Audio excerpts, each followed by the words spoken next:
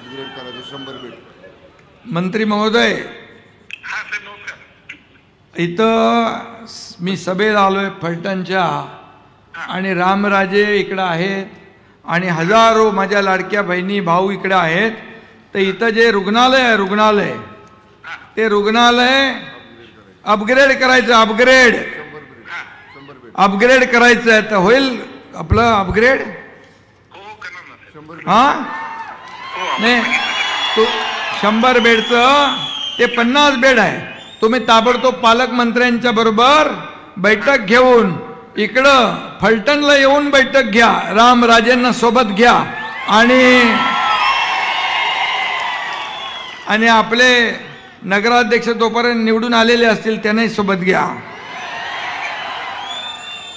Okay, बोला बोला, स्पीकरवर आहे तुम्ही. हा, शंभूराजे देसाई साहेबांसोबत फलटणमध्येच बैठक घेतो आम्ही. हा, आणि त्या पद्धतीने विषयाला मार्गी लावून आपण उद्घाटनाला आपल्याला बोलवतो. उद्घाटनाला तुम्हाला बोलवतो. ओके ओके, उद्घाटनाला तुम्हाला बोलव म्हणताय शंभूराज. आपल्याला बोलणार आम्ही. ठीक आहे, चला. अरे कोणाच आहे?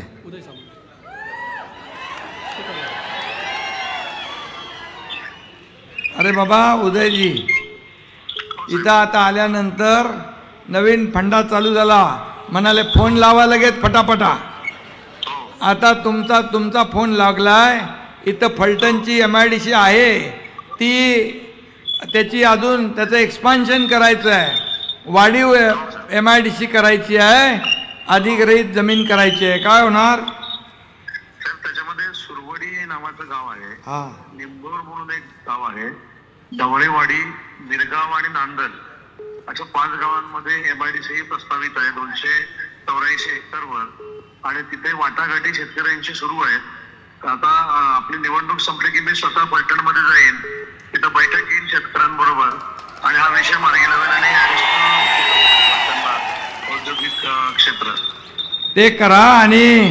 आणि यांचं म्हणणं आहे फलटण शहराच्या चारी बाजूला अशा प्रवेशद्वार भव्य दिव्य उभारली पाहिजे. आपण जसं जुन्नरला करतोय तसं इथं पाहिजे. ते होऊ शकेल? ते करा. शब्द द्या. हा, हो साहेब, शब्द देऊ ना एवढ्या लोकांच्या समोर. हो, शब्द द्या साहेब. बरं, ओके, ठीक आहे. चलो इथे बघा, जसं रामराजे म्हणाले त्यांचं त्याप्रमाणे मी काम केलंय. No reason on the spot decision, जगे पे चल.